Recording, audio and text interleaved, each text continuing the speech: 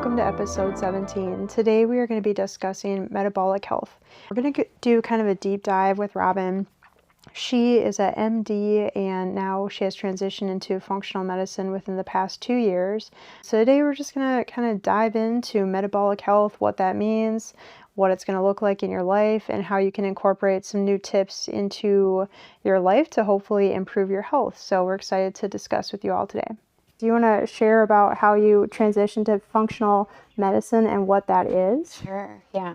So I started the journey actually in 2021, but I left the traditional healthcare setting in January, like 1st or 2nd or whatever of 2022. Okay. But yeah, so functional medicine is a little different in that it really looks at root cause of disease and tries to figure out what that is instead of treating the symptoms of the disease.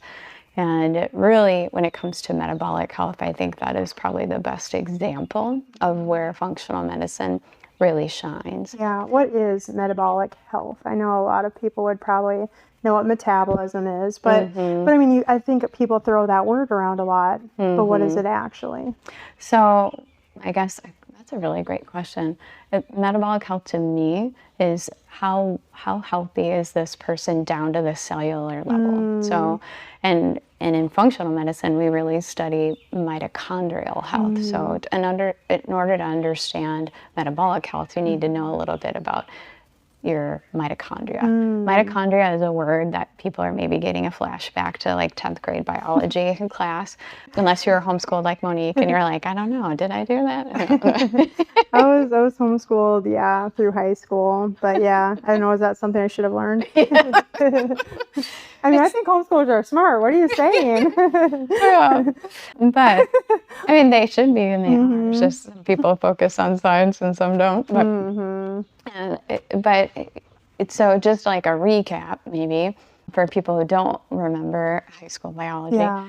And so the cell is similar to the body. The body has organs in it, and the cell actually has something called organelles. They're like little organs within the cell that help it work.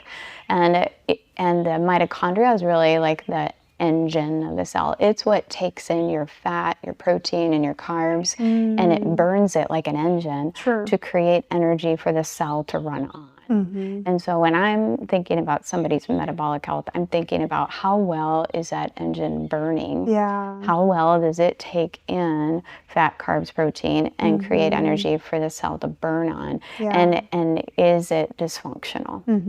So what's interesting is a lot of people think about metabolic health and they just think about obesity, and that's it. And what's really fascinating is to learn that some people are obese. Actually, about 20% of people are obese, but actually metabolically healthy. And that group of people actually has one of the longest lifespans when they compared across different groups. So they compared a group of people who were like a normal BMI and of people who were an overweight BMI, obese BMI, and they found that people in the slightly obese group, there were some that had a super long lifespan. And again, it doesn't fit the traditional paradigm, right? Because in traditional medicine, in the worldview, we're taught that obesity equals being unhealthy. But really, it's the metabolic health of the person that makes them unhealthy. And there are some people that are actually normal weight, normal BMI, that are metabolically sick. And I saw that in clinic. They'd come in and I would have never guessed that they had prediabetes or diabetes, but they did. And they were not overweight. And so it clearly shows us that obesity is not like synonymous with being metabolically unwell. And so in functional medicine, we actually have a term called skinny fat. And there are people who are, when we look at their BMI, it's actually normal, but they're metabolically not healthy. A lot of the time you can tell those people because they might have a normal body mass index, but they have more what we call visceral fat. It's fat that covers their organs. So you can see that their midsection compared to the rest of them carries more weight, but they might actually have a normal body mass index. And now we're learning more that it really has even more to do with how much fat is in your liver. And that often is not checked or measured. So you could have someone with a totally normal body mass index or weight, but they have fatty liver disease. So that to me is metabolic health. And the way there's different diseases that show up when people don't have healthy metabolic health. So a lot of people think about diabetes. That is an obvious one, but also other diseases that show up that are all related to poor metabolic health are Alzheimer's disease, even depression, heart disease, stroke, all of these major chronic diseases, cancer. All of them boil down, the root cause of them is poor metabolic health at a cellular level, and usually that means mitochondrial dysfunction. And so what causes mitochondrial dysfunction? And that's something that in first year of medical school, we learned a little bit about the mitochondria, how they work, but we never really learned about this concept of mitochondrial dysfunction and how that is really the root cause of all disease.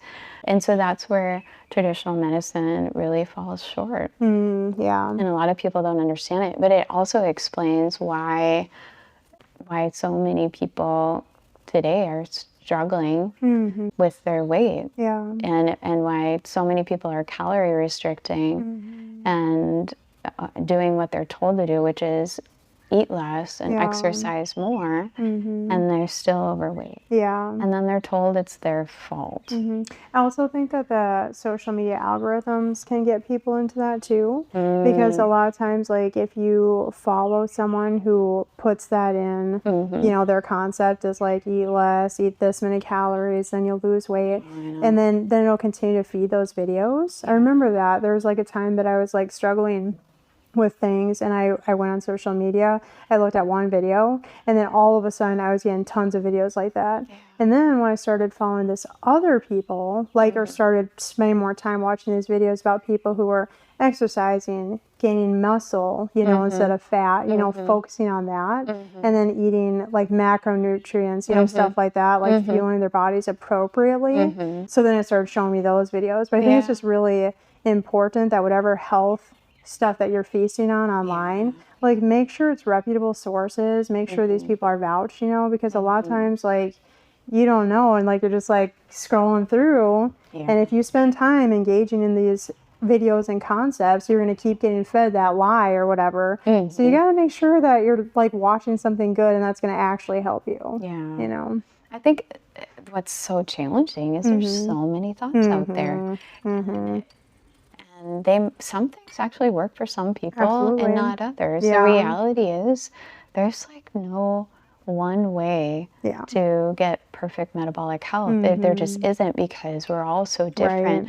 And if there's anything I've learned as I've dove into functional medicine, is that we are complex. So complex. There is not like a simple algorithm for anything. Especially weight loss, and especially optimizing your metabolic health. And it changes, right? Like, what worked for you once might not work for you later. It totally depends on so many different things. And that's what I wanted to dive into a little bit today. I think that there's like higher up things that people need to understand, and it's going to help the vast majority of people. And then there's like nuances of things that people need to know, like, hey, these are out there and they can really be stumbling blocks, and it might be why you're struggling. And that might be when you really want to work with a functional provider who can help really diagnose some of these things and help you work through some of this stuff. I think it's good to remind people too that, you know, although you are a doctor and giving advice, it's not medical advice that, you know, we'd be giving out to like any patient. You know, I think it's good to just remind people it's so important to check in with your provider and ask them these questions as well. Yeah. Find someone who works for you. Right.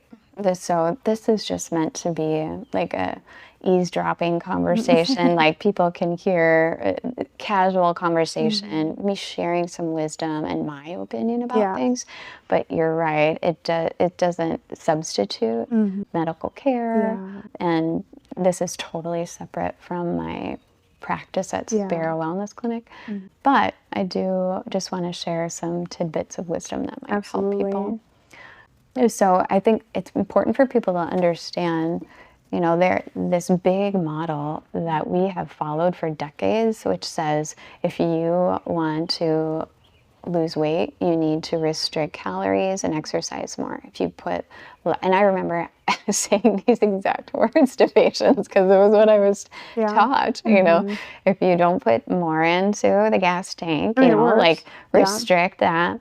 And then if you burn more, then you're going to lose weight. And it isn't completely false, but it is definitely, it works really well. Well, it doesn't actually for all people. It really doesn't. And so, you know, you might be one of the blessed people that it did work well for. It wasn't a blessing because it got me into trouble. But like later on, it's really hard because then once you start putting more calories in, you just get it all back anyway. You know why? Yeah. Because one, when you restrict your calories like that, you don't just burn fat, you burn muscle. That's exactly it. And so you lose muscle, you atrophy muscle, and then you actually slow down your metabolism in the process. So then in order for you to keep that same weight, you have to eat less forever. And you'll gain that weight right back, and instead of it being muscle, it's going to be all fat now. And that is a major problem, and it's actually one of the biggest problems that we're finding with these new drugs like Ozempic. Is what I'm on that right now. Oh, shut up.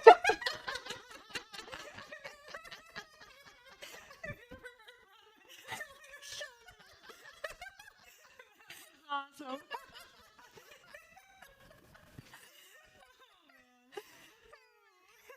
But it causes people to restrict their diet because it suppresses appetite. It slows down their gastric emptying, right?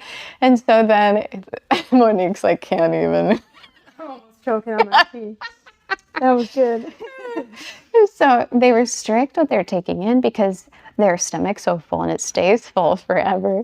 And then they lose all this weight, right? Because they're not eating as much. But what they're finding is people are rapidly losing muscle mass, rapidly. Wow, and if they stop these drugs, they rapidly regain. But they have lost muscle and now they've gained fat and they have slowed down their metabolism in the process. That is a danger. Someday we'll do a podcast just on Ozempic because it's really interesting. I can talk a lot about it, but because there are nuances maybe to it. But anyway, that is what happens when people do restriction, and especially restriction for a long period of time. And it is even worse when people restrict and they do high carb, low fat diets. That is the absolute worst diet that you could ever go on because it actually worsens your insulin sensitivity, and we'll talk about that. So that is the model that we're taught. And what's really interesting to know is that since the year 2000 to now, we're actually eating less calories per day as a nation, but we are getting more and more obese every year. Interesting. So that goes exactly against this model.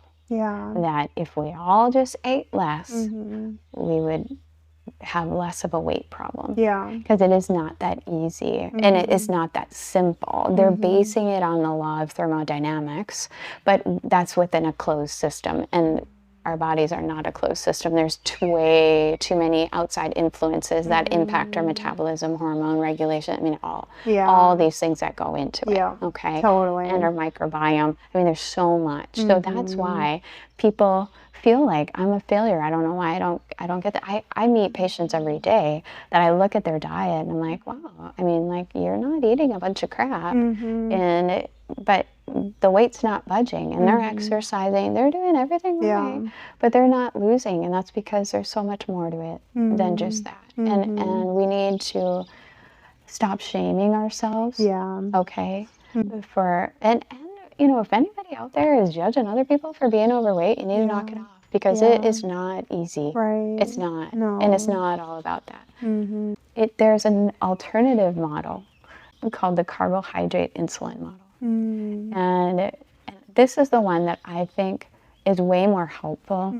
There is no model that is full encompassing, that explains everything, and it just doesn't exist. There's too many nuances, but this, I think, fits way better than the calories in, calories out kind of model. Because the calorie in, calorie out model also says that it doesn't matter where your calories come from. If you if you have 1,000 calories of Coke and 1,000 calories of broccoli, all the same. That just is not true. And so many reasons to that. You know, and this was something that was really fascinating for me to learn about, was that how much information is in our food and how that impacts our body. If we have to realize that every cell in our body is made up of what we eat. And so the health of every cell, the strength of every cell is made up of what we put in our body. And so if we're putting real food into our body's going to then assemble and do its job that it needs to do, and our cellular health is going to be strong. But if we're feeding ourselves food-like substances that aren't actually food, then you will be sick. Your cellular health will be poor. And I would see it when I was helping with surgeries, and I'd hear it from surgeons. These people who are very metabolically not well, and trying to operate on them was a nightmare. Their tissues fall apart. I mean, it's just, and unless you're you get the opportunity to do that, you don't see it close up like we see it. I mean, it's like your tissues are actually not well. They don't heal well. That's why you have post-op complications. They just fall apart. And I'm going to jump in really quick, because one thing that I was thinking about, you've talked a lot about, how many calories you're eating, that all calories are not the same. All foods are not the same either. And I think it's so important to remind people, this is what I would think is just really important to put out there, but the clean 15 and the dirty dozen, because it is vital that you pay attention to that. If you don't know what that is, it's the clean 15, which is fruits and vegetables that have outer skin that protects the fruit or the vegetable inside. Avocados, they're technically labeled clean 15 because it has that outer skin. I still recommend all organic, but I think it is extremely vital to just remember, when you're at the grocery store, to get organic. I think it's really important, especially strawberries, because of all the stuff that they're sprayed with. That's a problem. And people are thinking they're doing a good thing for their family by buying a bunch of strawberries and raspberries when it's sprayed the crap out of it with these chemicals and whatnot. And then you're eating that, you're getting glyphosate or whatever in your system. Might as well just go eat a box of Cheerios, It's not quite that bad. I think that it is, though. So I would rather patients and people eat whole foods, even if it is not organic. I would rather them do that than actually eat processed foods. I do think that but is I would a pay better attention, though, if you're going to do it. But not everybody can afford it. Well, I mean, and that's the reality. But I agree. The clean 15, though, then would be a great place for people who don't understand what Monique's talking about.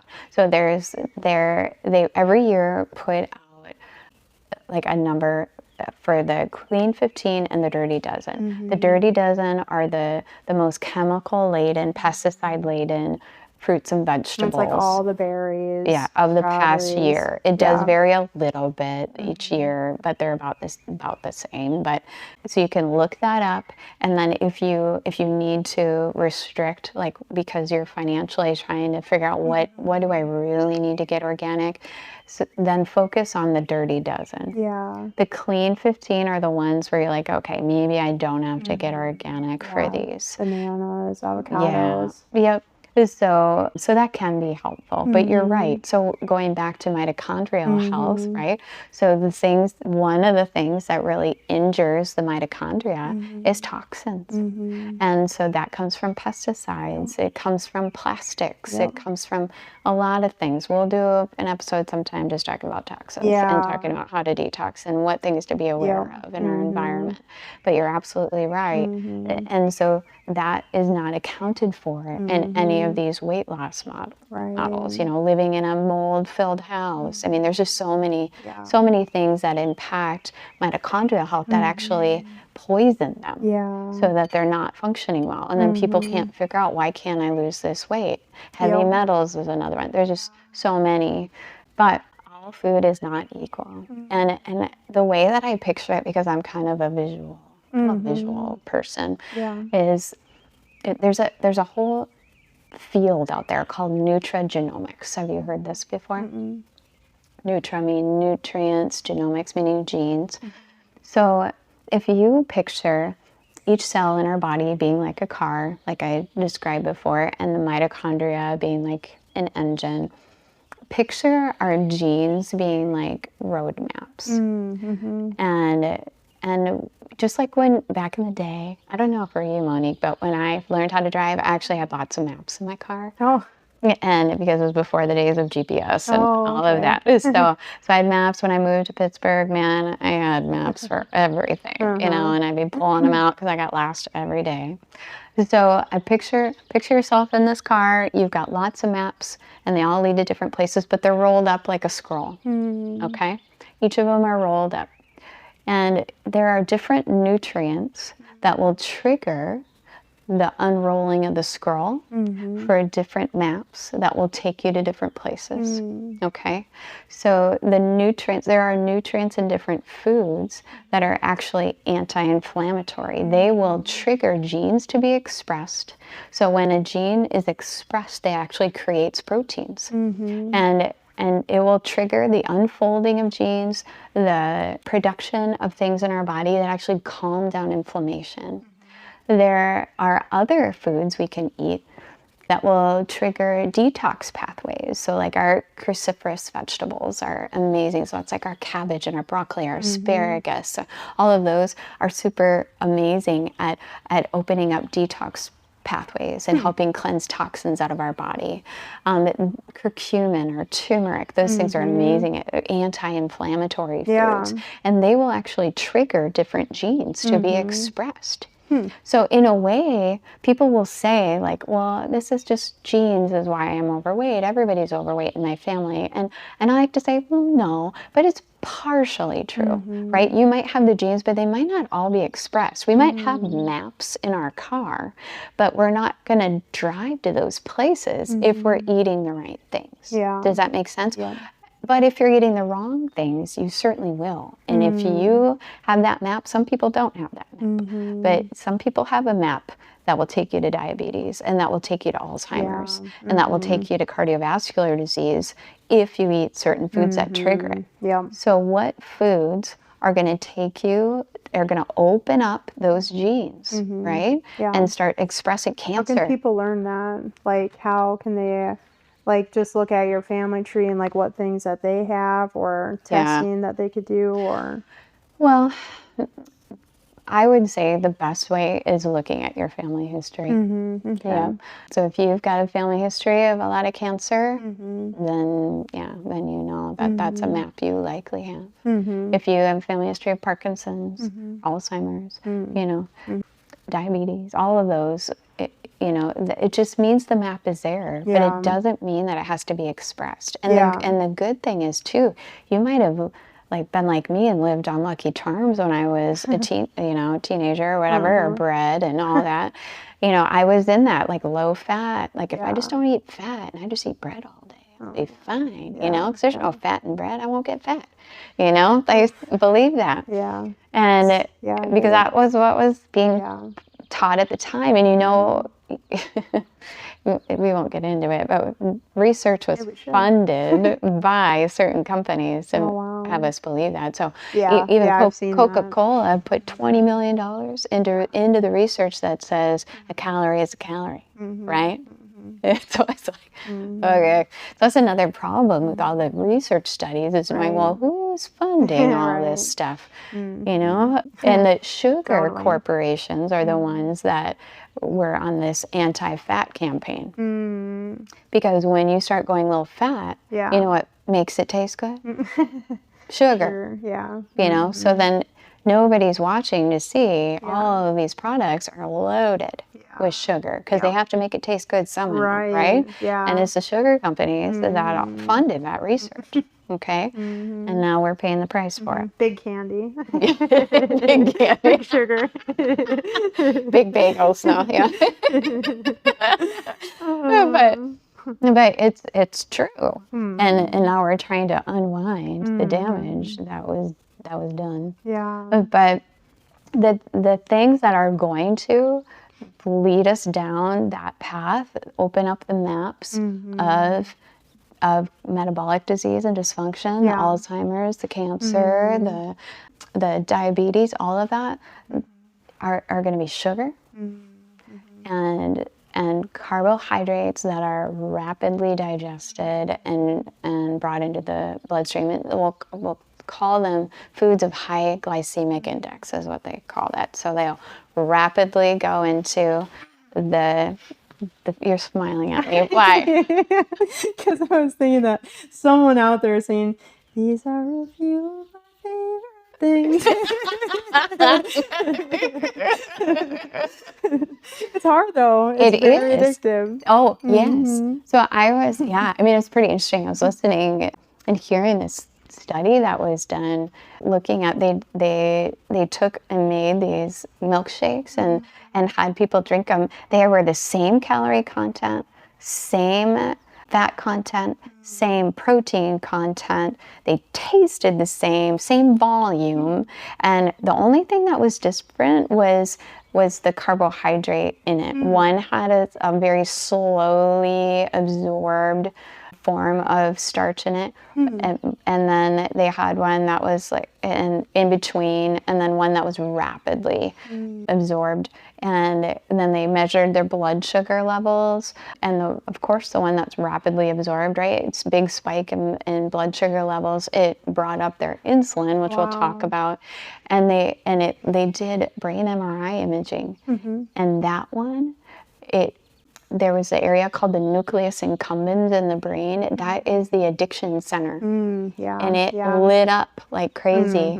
It did not light up for the other two people. So if we can slow down this rapid influx of sugar into our bloodstream, whether that's from the breakdown of starches or sugars, right?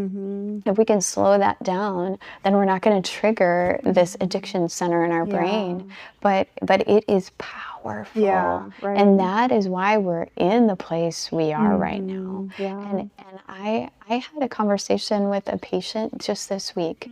He has successfully overcome alcohol addiction, marijuana addiction, nicotine addiction, and you know what addiction he said was the hardest for him to overcome? Sugar. He just gave up. It's crack cocaine, isn't it? He just gave up sugar this year, and he said it was way harder. And he said, he's like, you realize I was driving 15 minutes to go at night. I should be going to bed. I'm driving 15 minutes to go get some ice cream and come on back. And he's like, what? And I thought about that, and I'm like, I've done that. Yeah. You know, I've done that. And it's like, yeah, if you think about it in the way of a drug, Yeah. it's insane. Yeah. But people do that, right? Right. If people were driving, like, well, I'm going to go drive half hour to go get my cigarettes and come back, and we'd be shaking our head like, the poor guy. Yeah. We do it all the time for Right. Culver's ice cream or whatever. You know what I mean? Yeah. And we don't think anything about it. Yeah. And Yeah. and it's Well, I just do, but yeah, I know. I used to not, I think like it's important to notate too. It's like it seems really hard, but it just takes like one step heading into that direction, and then you can do it. Like I know for me, if you have like transitionary items, like there are items out there that have no sugar but still taste sweet. Like there's no sugar chocolate out there, and if you just start weaning yourself off of those things, and I found for me personally, it usually takes between 7 to 14 days of not having it. My body does not crave it anymore. You look at it and it looks disgusting. Like all of a sudden you'll be watching shows and like, is it cake, or the British baking show will pop up and you're like, that looks disgusting. You will look at a big piece of cake and you'll be like, I can't imagine eating a whole piece of that because it just looks like way too sweet. And then it'll taste too sweet. If you have it, you're just like, oh, that's disgusting, And so like it can be done, it can be managed, and it isn't like as hard as I think people make it in their minds to be. I think it can be extremely hard, and I think I just Everyone's different, I suppose. everyone is different, Yeah. just like any other addiction. Yeah. Some people walk away from things and like, yep, I quit cold turkey. That's so true. And other people, it's like years of struggle. And so I want to have great compassion. Yeah. I think for me, it's like having those items that make it not so hard though. Like if you like those JoJo bites like at Walmart that have like no sugar in them, but they taste really sweet. Like if you have that, it like takes away the craving. I don't know. I really think this is the perfect place to ask God for grace. Totally. And I think it's needed. And I think we need to take this way more seriously than we do. And I think it's a really hard topic to talk about because there's so much shame the enemy brings in when we start diving into this. Yeah.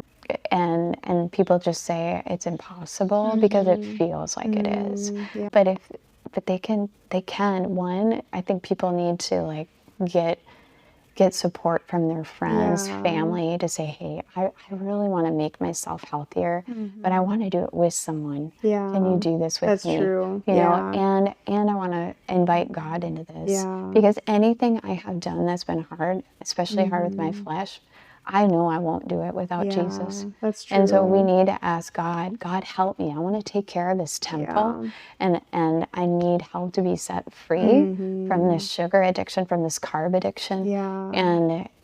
And I need you to help me do this. Yeah. And have somebody in my life that can help me be accountable too and help encourage me when I slip and mess up. Yeah. You know, and I don't think people need to be perfect in anything. But it depends on how much of a stronghold this has had in your life. That's what I was thinking. I think that's what it has to do with, because if you like look at the history of me, it's like I've always been more like drawn to savory products like over sweet. So sweet is like not as big of a barrier for me. And so for me, like going to the keto like diet, I've done that before, and they have a lot of products now. They have keto ice cream, so you can taste this and it's like there's no sugar in it, but it tastes sweet. So you're like tricking your brain thinking like, oh, I'm eating ice cream, and it's like, this is sugar, but it's not. So I think that for me, like doing that made me realize like that's not so hard. But what is hard for me is like dairy. That is like a lot harder because that is savory, right?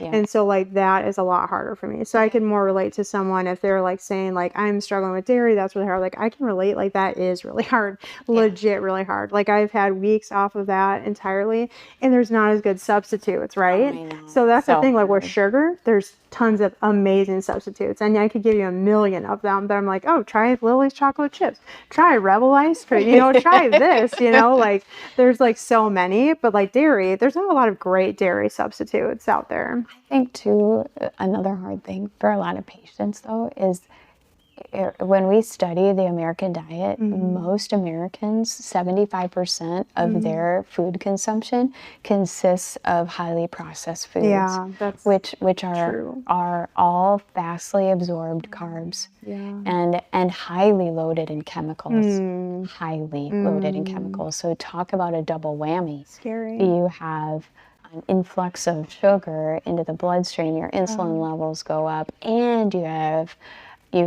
not only toxins that make it addictive. So there's so much money that goes into food science where they spend millions of dollars to try to make a food highly addictive. It's not just the sugar, it's the Cheerios and everything else. They do, and it's a secret. But I was listening to somebody who used to work in that industry talking about all of that. They spend millions on it. And so we don't realize, what we are taking in and how it impacts our brain and how it actually changes our taste buds. And that's part of, really doing a detox off these things. Your taste buds will start to change. And things will taste different. And you and I both experienced that, where I think about eating some of these really sweet things and I'm like, I know I'll be sick. I will be sick. It won't taste good and I will literally be sick. So it takes away the desire to even do it because you know what's going to happen. But I know there are a lot of people out there who struggled growing up. I mean, I think of many people, even in my life, family members who really struggled with eating any kind of vegetable, any kind of real food. And so the only things they eat are highly processed foods. And so to think about even taking those out of their life, they're like, I don't have anything to eat anymore. And those people, they need God's grace. They really do. But I really believe that this is a miracle for them. If God can help them eat and like real food again, or maybe for the first time in their life, but He can do it. I know He can. But it's time for us to press into that because it is a part of the enemy's plan to kill us off this way. And it's a slow death. And we don't even know that we're poisoning ourselves as we go, and we don't understand why we're depressed and why we're overweight and why we have diabetes and why we're infertile and why we have all these things going on. They're all related to this. All of them. And it is a part of the enemy's plan. And God, Jesus, Jesus, He is the answer. And He can help give us the grace to start turning the ship and making choices for ourselves that will help us. And so I didn't talk about kind of the carbohydrate insulin model. It's real quick before we go into that. I think that for a lot of people, it's just so easy. Like, I think that you have your cabinets, full of your processed food. You have your, refrigerator, hopefully full of fruits and vegetables, But in a moment, like, say you're just needing something quick, so often it's just so easy to grab, like, the little granola bites, or something, just for, like, a quick snack. When, it's really not that hard or long to take a bag of green beans, put them in a little thing, put a little bit of, salt, pepper in there, olive oil, and 5 minutes later, you have a really great snack, and they're delicious. It's like when I eat that stuff, I'm like, this is great, but it's just like taking the extra 3 minutes to like prep them real quick and like add the stuff that needs to be added. But I just like want to remind people that it can be great. You just kind of got to know what you're working with. Learn how to make it taste good. It's change. And it's getting out of our routine. And it takes a lot of time and effort to get the ball rolling in that direction. And I know for me, it was a big change when we decided. I remember, it was several years ago now, but we used to go out to eat probably 3 nights a week. Because our lives were just so busy and crazy, and we'd get home and be like, what are we going to have? I don't even know, have crazy, insane days and young kids, and we're just like, I don't know, let's just go out and get Mexican food or whatever. And pretty soon it was like, we can't do this anymore. Number one, it's expensive. A lot of sodium too. Number two, it's horrible for us. And mostly all these bad oils and everything else. It's just like, no, we can't do this anymore. So what does this mean? It means Sunday night, I'm doing meal planning. Yeah. And I'm figuring out, okay, what are we going to have this week? And making sure that I have the groceries I need. Yep. And doing the Yes. pickup and the whatever. Yep. And then everybody knows what we're having. But it goes such a long way. Yeah. I'm super passionate about that. Like meal planning. And so I want to mention, I mentioned it in my little reel I put out today actually, but something that's been super helpful for me is a website called nourishingmeals.com. And it does cost money. It's like $15 for a month if you want to try it, or it's $10 a month if you want to do it for a year. For me, it's so worth it because every recipe in there is healthy, and it's a functional nutritionist who put it together. It's thousands of recipes, and you can filter it. Like if you have a gluten sensitivity, or you want to avoid dairy, or you want to avoid any kind of sugar, or if you want to do one of the food plans out there, any of the functional medicine food plans, you can filter it. So then it will sort it all for you, and it only gives you those options to choose from. You can also it has a calendar, so you can do your meal planning, and you can make a shopping list from it. So I've found that to be really helpful. Not sponsored, but maybe they will sponsor us. Yeah. Yeah. Your first sponsor. I get zero money. Yeah. But I just want to share with people what's actually helpful. And instead of spending hours on Pinterest trying to find something that's actually healthy for us and that will fit our dietary restrictions, it's been a game changer and super helpful for me and the patients I've shared it with so far. That's cool. But back to that like carb and insulin model. Which, by the way, I'm still a huge Pinterest user. So if people like are looking for a cheap way, it's still a great way. You know, you just need to know what you're looking for. Yeah. Which I do. Like when I'm on there, I always know what I'm looking for. Sometimes it takes a little bit of time, but if you put gluten-free, dairy-free, it'll come up with thousands of recipes. It will, but they're not all good. I mean, they still have, like, use canola oil and whatever. I just use whatever oil. But there's so much Monique, that not everybody knows. Yeah. And so this is where if you go to this one, she's already put in all of the, like, you're going to use healthy oil. She's going to, we take for granted how much we already know. Yeah. That not everybody understands. Oh, sure. You know? I would never use that kind of oil ever. Way before even you and I talked, that was never. This week, one of the patients who, is very well read, he's putting canola oil into his smoothies. What? Yes. No. So it's just. Kidding. No, but people don't. There's so many things. And if you're doing that, God bless you. Yeah. So there's just a lot, and we'll, hopefully we'll do. Sorry, but that is really disturbing. I really can't get past that. But, people just think it's whatever. We won't get into it, but hopefully we can. One of these days we'll do a podcast getting into healthy oils, what good fats there are, all of that. But so the carb insulin model, y'all have been excited and waiting for it. So, so when we consume sugar and when we consume starches, they get rapidly absorbed, and those things flood into our bloodstream, cause our blood sugar to go up. In order for the blood sugar to have access to our cells, insulin, that hormone, gets released, and that allows the cells to take up the sugar. Okay? Insulin blocks a process called lipolysis, which is the breakdown of fat. So if you have insulin going around in your body, you cannot burn fat. It blocks it. The other thing that insulin does is insulin increases inflammation in the body. Okay? A lot of my career, I've been taught that glucose or blood sugar is the enemy. That's the problem. Even with our diabetics, if we can just get their blood sugar down, all will be good. But it's not the problem. Blood sugar is not the problem. Insulin is the problem. Insulin, high insulin levels, is what causes vascular disease. It's what causes dementia. It's what causes cancer. Wow.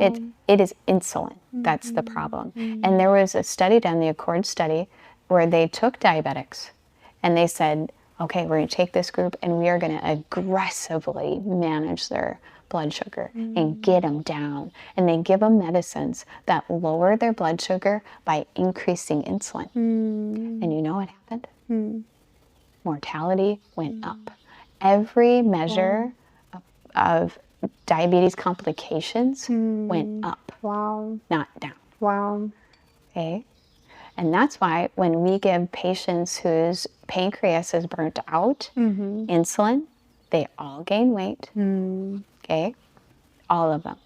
Wow. You will gain weight if you go on insulin. That's what insulin does. Wow. You cannot burn any fat stores anymore. And it is going to cause all of the complications of diabetes.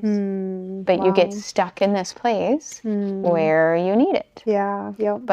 But you know what's fascinating? Before the discovery of insulin in the early 1900s, they could cure diabetes. You know how they did it? Diet. Yeah. They put people on a ketogenic diet, basically. The only problem was people wouldn't stay on it. Right? You tell people you can't have your bread and your whatever. Yeah. Those are the people that they couldn't cure. But if you have fat and protein and veggies are technically a carbohydrate, right? But they're very high in fiber. Okay? Yeah, right. And so when you have carbs are lower. Right, because fiber slows down the absorption of the carbohydrate, right? But the starchier the vegetable is, like our potatoes and our maybe some of our squash and that kind of thing, that too can bring your sugar up, right? But then it's important to know how much you're taking in. And the order in which you're eating, right? Yeah. So if you're eating more of like green leafy vegetables, fat, protein, and then you have your squash or then you have your potato, that all slows down that absorption again. So then you aren't going to have that big insulin spike, okay? So there's little tips and tricks to know, and you don't want to have like most of your plate be a big huge russet potato and you've got like a couple sprigs of lettuce and a tiny little piece of meat, right? But so if we understand that insulin is the enemy and we understand what turns the lever to turn insulin on, then we can help lose weight, decrease inflammation, and reverse all those issues. Okay? So how do you know if you are headed down that road of metabolic dysfunction? Like there are ways you can figure this out, and if you're insulin resistant even, so that's another thing, right? That's probably the biggest problem people have is, if you have chronically been exposing yourself to these highly processed foods and sugar, pretty soon your body has seen insulin so much and the stores are full in the cell. They're like, I can't take any more energy. I am loaded. Then they will stop responding to insulin. And so then what happens is your pancreas says, well, I just need to put more insulin out. They're not getting the message. So then their insulin levels go even higher. Okay? And that's what we call insulin resistance. That's the most dangerous spot to be in. And you can actually test this, but we oftentimes don't. I was never taught how to even look for this as a provider in traditional medicine. I just wasn't. It's something that we don't have a drug for. Okay, which is why. But there are things you can look for that would tell you that you are going down this road. Okay, and there are things there are easy tests, cheap tests that you can have done. Well, one is even just looking at your waist circumference, right? Because a sign of insulin resistance is going to be that you have that visceral fat, the fat that goes inside the abdomen. It's and is like coating your organs. That's inflammatory fat. And it's not like if you were to flex your abdominal muscles and grab your skin and you feel like some fat there, that is not the fat that's a problem. Okay? It's the fat that's underneath your abdominal muscles. That's the problem. So if you measure your circumference around your waist, and if it's more than twice your height, then you have an issue. Okay? The other thing that you can look at is insulin. You can actually measure insulin. I remember patients coming to me before I knew anything about functional medicine, asking me to check their insulin. I'm like, we can. I don't know how to interpret that. I don't, you know. But you can measure it. It's very helpful. So if you're fasting, your an ideal fasting insulin level really should be below 5. I would say it's okay if it's under 10. If it's above 10, you need to start changing some things, okay? Another thing you can look for is fatty liver disease, okay? So your liver actually never really becomes resistant to insulin. There's a few organs in the body that never have that off switch to insulin. So even though your pancreas is cranking out more and more insulin, it just keeps saying, okay, we'll take more, we'll take more, we'll take more. And that's how we develop fatty liver. I see. Okay. Interesting. And, you know, just a side note, another organ that doesn't have an off switch, your ovaries. And that's how people develop polycystic ovarian syndrome, PCOS. So PCOS is actually metabolic dysfunction. If we can fix the metabolic dysfunction, then we fix the PCOS. And then we fix the infertility. Okay? Wow. Yeah. So the liver keeps taking in the calories, the fat, and it's actually toxic to the liver. The liver becomes inflamed and the liver labs will increase. So you want to measure something called an ALT. It's a liver enzyme. And the problem is that what traditional medicine says is normal for an ALT is not. So an ideal level you want is below 25. Okay. If it starts to go above 25, then again, we've got problems. So that's a sign we have issues. Another thing you can look at is a cholesterol level, okay? And a lot of people hyper-focus on LDL. LDL is the big bad guy that can cause heart disease, is what we're taught anyway. Right. LDL just happens to be treatable by a statin, and that's why we hyper-focus on it. Sure. And it's created a lot of money, okay, for not us, but for a lot of drug companies, okay? But it's actually not the big driver of cardiovascular disease. It's not. Metabolic syndrome is. And when we look at our cholesterol panel, the way I can tell if somebody has insulin resistance is I look at their triglycerides and their HDL, their good cholesterol, and I take the ratio of the two.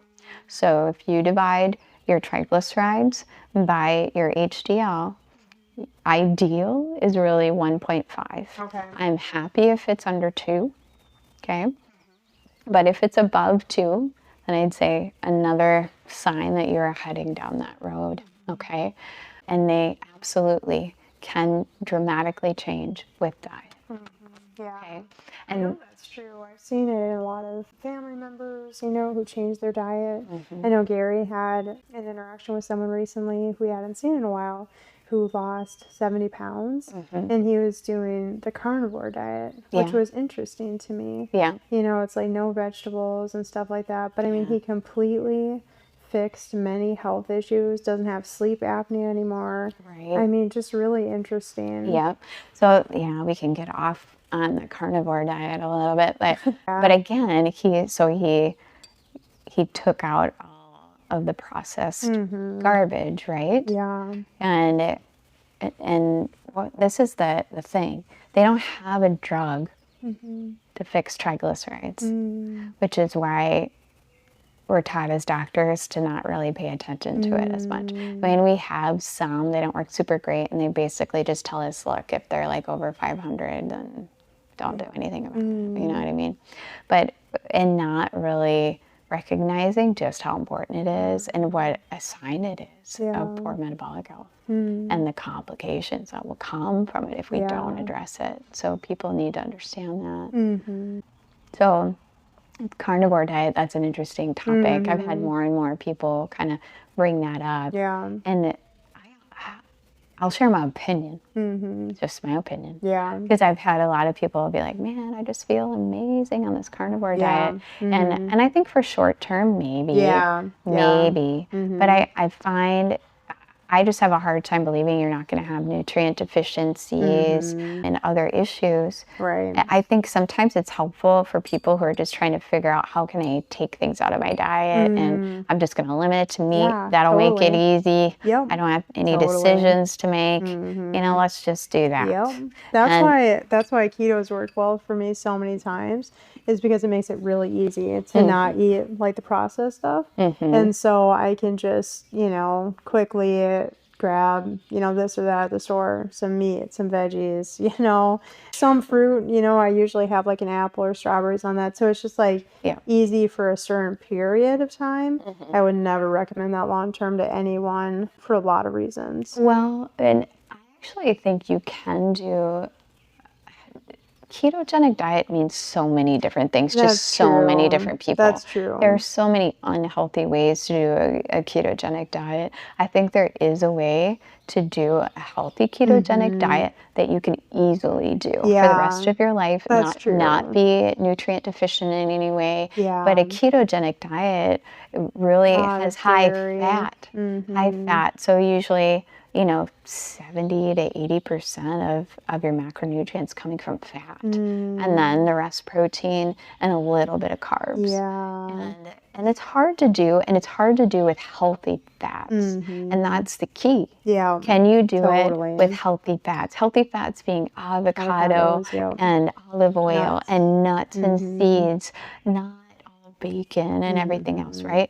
That's the problem, I think, is that, you know, there's like some people that do dirty keto, and that's the problem. You know, it's like, because then all those processed foods I was talking about earlier, like I said, those are great transitionary items to get you off. It doesn't mean like, oh yeah, keep eating Rebel ice cream for a year every single day. Like, that ain't it. You know, I think they're great transitionary to like help you wean people off. But so like the Institute of Functional Medicine has something called the MITO food plan, MITO food plan, and it's short for mitochondrial food plan, is to help people who have mitochondrial dysfunction. And it is like a healthy ketogenic type diet, and it is something you can be on long term. But they heavily focus on also getting good veggies, not heavy in the starchy veggies, but those veggies that are super important for us nutrient-wise, that get tons of fiber. You need fiber. Fiber actually feeds your gut microbiome, and someday we'll do an episode on that, how important our gut flora is for our overall health. And that's another part of the carnivore diet that I'm like, what is their gut microbiome look like after just eating meat? Because your healthy gut flora live off of fiber and the colored nutrients, we call them phytonutrients, in plants. And so you're not getting any of that when you're eating a carnivore diet. So I haven't seen any studies kind of comparing microbiome stool samples of like carnivore diet versus a balanced diet versus a vegan diet or whatever. I'd be curious to kind of see that. But those are some of the concerns that I have with that diet. I think short term, sometimes it can work for people to do almost like an elimination diet for them, and then they start adding things back in. The problem is sometimes after you shut down the processing of any fiber and that kind of thing, and then you decide, well, I'm just going to add it back in. Your pancreas and everything has been kind of quiet for a while, so it might not just all of a sudden start spitting out digestive enzymes and stuff, and you might get diarrhea and other things, and you go, oh my God, I can't tolerate broccoli. I can't tolerate this. You know, and they may be perfectly healthy foods. It's just you need to go easy because your body has not had that for a while, right? And I've seen patients do that where they're like, oh, now they're really restricted because they think I can't tolerate anything, you know? So I think easy things. I just want to give people like, here are some things you could Yep. leave this episode Yes. and maybe start changing today. Number one, stop drinking sugary beverages. Yeah. There's just no reason for it. It has Yeah. absolutely no nutritional value to you. It is one of the fastest ways to increase your blood sugar and insulin levels because Wow. is there any fiber in a drink? No. Zero. It is like an instant hit. And that's why I mean, that is why soda is so addictive. Yeah. It has high fructose corn syrup. Right. Fructose is the sugar that is like the most addictive and the most damaging to our bodies. And so we have high fructose now, corn syrup, not just corn syrup. Oh, it's high fructose. fructose and fructose, whatever, Oh, however you want to. Okay. It's the same I've word. never heard it said that word Yeah. that way, so I was like, So same thing, just a different pronunciation. But so if any, we need to just get rid of them. They have no benefit to our body whatsoever. So we need to transition off into some healthier options. And that can be a big journey for some people. Yeah. Some people live on 8 Mountain Dews a day, or even some of these like energy drinks that are loaded not only with sugar. it deteriorates your bones. And your gut lining. I mean, like there's so many things that it does that is so bad for I've us. seen it in my family. Like they had to have hip surgery because they drank so much that it like whittled away their bones. I was reading a book, a pediatric endocrinologist that understands functional medicine and is very passionate. He had 2 kids who needed liver transplant because they had such fatty liver disease from soda. Wow. I mean, it's crazy. It's so, yeah. So anyway, I think sugary beverages, number one, that'd be hopefully an easy first step. I think number 2. What could they transition to? You know, like I think that if you're drinking that every day, like what is something that would be something that they could do instead? Because it's a big habit. Yeah. You know? I can think of a lot of different things. So if you feel like you really have to have like soda, I think there are some out there. They're more expensive, but it's worth it if you really feel like Olipop or something. Olipop, Poppies. I think Zevia is not horrible, but it does have caffeine and things in it, so you just got to be mindful about that. I think those are nice ones to transition to. The Olipop and Poppy have actually Probiotics, right? prebiotic fibers in it that taste sweet naturally, but they actually feed your healthy gut microbiome. Yeah, So if I want to have a little treat or something, I will have one of those. What about kombucha? I know that's like really high in sugar. Yeah, so I think kombucha is good because it's got active cultures in it, right? So we're feeding some bacteria into our gut, but you really have to watch the sugar content. And it's vinegary, so if people don't like, you know, that taste, like it's definitely in there, which I like, but sometimes it's good. A lot of people don't have enough stomach acid, so they actually benefit from increasing their stomach acid level through things like kombucha or apple cider vinegar, you know. But I think if I can get people transitioned over to teas, so teas and even green tea has like some natural caffeine in it. It's nowhere near what some sodas and coffee is, but it has huge detox positives to it, and it also has a lot of antioxidants. Okay, so it's going to help fight some of that oxidative stress that's causing us to age, that's causing some of this damage to our bodies, leading to cancer and other things. So if I can transition people to teas, so green tea is a great one, but even the herbal teas are really good. I drink a lot of peppermint tea. It's really good for your digestion. It also helps with mental alertness, and so I do that one a lot. So I do that. Just flavoring your water, I get that a lot, that people are like, oh, I just don't like the taste of water. Yeah. So throw like a sprig of mint in your water, or put in a lemon slice or lime, or some people put like a little chunk of frozen watermelon in their water, and that helps flavor it so they have some kind of flavor. And I notice I drink way more when I do that. Totally. So there's definitely a lot of alternatives out there. And I just, for some reason, the Lord's bringing this to my mind right now, that alcohol is the same, it's processed the same in the body actually as sugar. the same. That's why, 50 years ago, the only fatty liver disease we saw was an alcoholic. Oh, wow. Alcoholic liver disease. And then now we're seeing the same liver disease. Now we call it non-alcoholic fatty liver disease. It wasn't until all these highly processed carbs and sugars came into the American diet. Wow. And now we see fatty liver disease in like 40% of the population. That's crazy. Yeah. And it's because of fructose. Yeah. It is, and fructose and alcohol look like the same to the body, to the liver. They look the same. And so I know a lot of people who are very health conscious, but they are still drinking alcohol. Yeah. And I think, if you really want to improve your health and you really want to reverse your metabolic dysfunction, you got to cut out the alcohol. Yeah. Like, we just don't need it. We really don't. It's a toxin. It actually is a burden on the liver. And you're not going to process out all the other toxins that we're getting bombarded with every day if you're drinking alcohol. Yeah. So anyway, there are alternatives for that too. Yeah. Right now they've come out with these like adaptogenic drinks that have, adaptogens are like herbs that help your adrenals cope with stress. They can be very relaxing. A lot of people have heard of ones like ashwagandha, rhodiola rosea, and they make drinks with those in them that can be relaxing. And I've had a lot of patients find that nice because they're sipping on something in the evening, or they go out for a social gathering and they can still be drinking something, but it's not alcohol, and it still helps them relax. Yeah. And so I know Hio is one. I'm trying to remember, there's one at the co-op, and I'm trying to remember what it's called. Do you remember? Have you tried it? The co-op, they have one.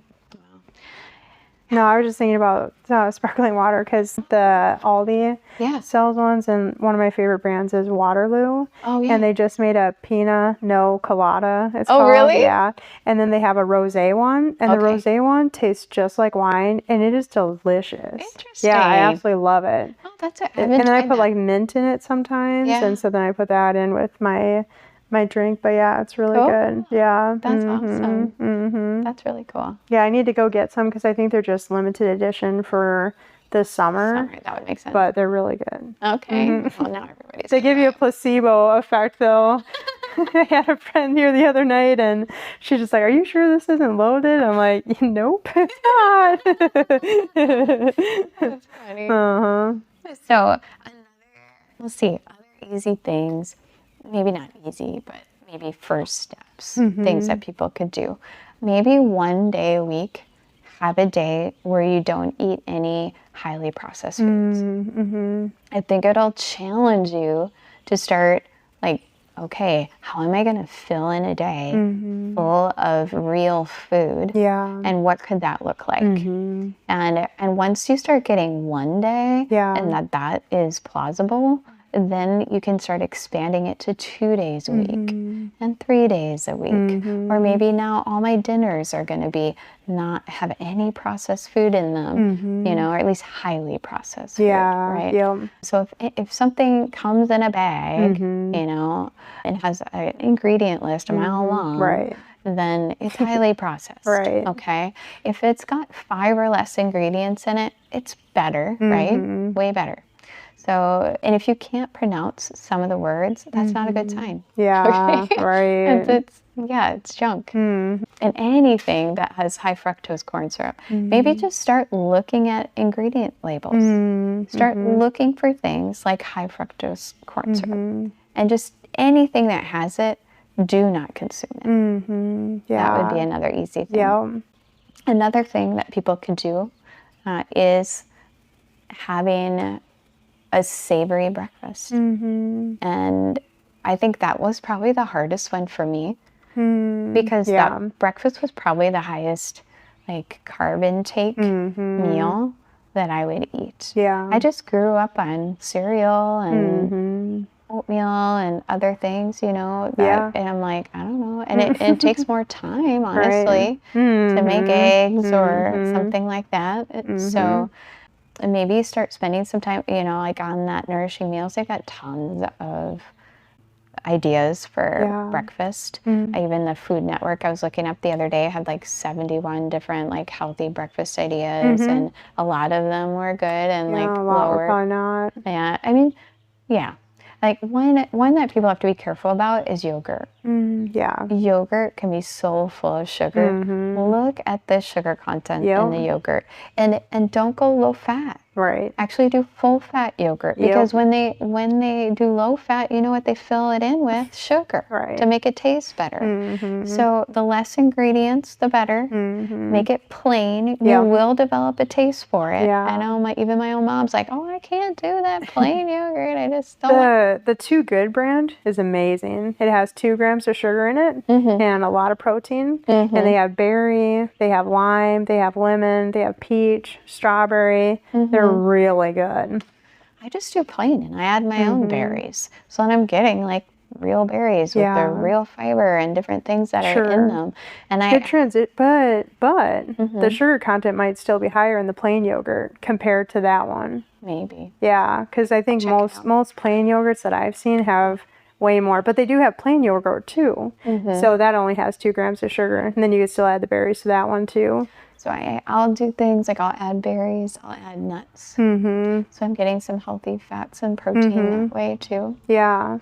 So there's a brand of maple syrup too, Lakanto. Okay. That's like really good. That has no sugar in it. So that's like a good sweetener too for like yogurt and stuff like that. If people need a little sweetness to like add in there, especially for your kids. Like if you're buying yogurt for yourself, like my daughter, she's like, I need a little bit of sweetener in this plain yogurt. She loves plain yogurt, but she needs honey. But even if I transition it to like maple syrup that doesn't have any sugar in it, that'd probably be better for her too. I actually don't have a huge problem with honey or pure maple syrup. Yeah. They're natural, and the way we process them is different. And so I have less of an issue with that. Yep.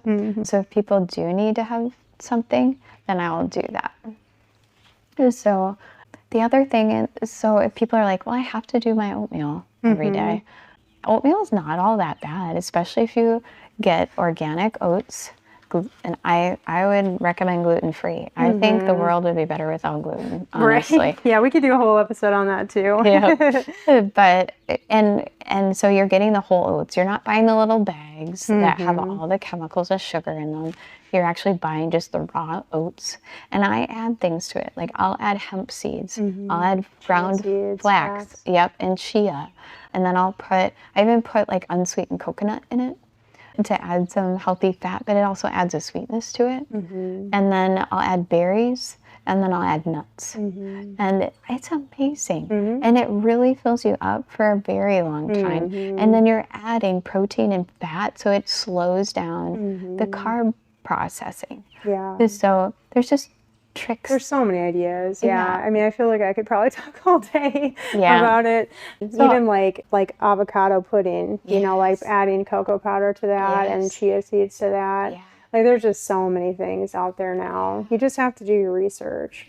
And I think just having a friend go on that journey with you, or a spouse, if a spouse is willing to do it with you, super huge. Yeah. Maybe one last thing, and then we'll let people go. So one last thing that we will do an episode on sometime, and that's on fasting. So just considering doing some intermittent fasting. That actually does help it helps reverse insulin resistance. So what is intermittent fasting? Some people will call it time-restricted eating, but it's really looking at a full day as a 24-hour period. And so even while you're sleeping, we're counting those hours, but restricting your food intake, maybe starting with even 12 hours. So if you eat breakfast at 8, then finish eating by 8 at night and don't eat past that time. If you are good with that, then start going another hour. Try to increase that slowly over time until you get to maybe 14 or 15 hours of fasting in a 24-hour period. I think that goes a long ways. And a lot of people find that helps them break through and start seeing some weight loss. And I think a big reason, one, is it actually helps reverse some of that insulin resistance that people have. And it tends to keep them from eating so late at night when our metabolism normally is slowing down. Yeah. So those are just a couple things. I could talk about fasting forever, and I know some people want to learn more about it, and I'm passionate about that too, and the benefits of it, the tricks about it. But so we will talk about that sometime. But hopefully, it got wheels turning for some people. Yeah, and then sometime too, I want to talk about fat, because there's just a lot of misunderstanding about fat. Good fat, bad fat, and just like a need to avoid all fat, that it's the enemy. But I'm telling you, fat is not making you fat. It is sugar that is making us fat. And so we need to embrace healthy fat. Yes, definitely. And it makes you feel full. You'll actually consume less calories in a day if you eat fat and protein 100%. than if you eat carbs. It's like, that's what I really found, like with the keto diet, like you just barely need meals anymore. Because like you have a lunch and you're like, oh, it's dinner time already. You're like, I don't need anything, you know, because you're just totally satisfied. Yes. That is the only diet that I've ever done that I felt completely satisfied at almost every single meal, where you're just like, you really don't even need 3 meals a day because you're just so darn full. Like you'd be forcing yourself. So insulin messes with your leptin hormones and your ghrelin hormones, which are your hunger and satiation hormones. So that milkshake study, the person who had the high insulin spike, they were less satiated and felt hungry much sooner. Even though the same calorie amount, same fat, same protein amount. It's the insulin. It messes with our hormones and even our ability to know when we're full and when we're not. And so, but yes, fat, fiber, protein help us feel full.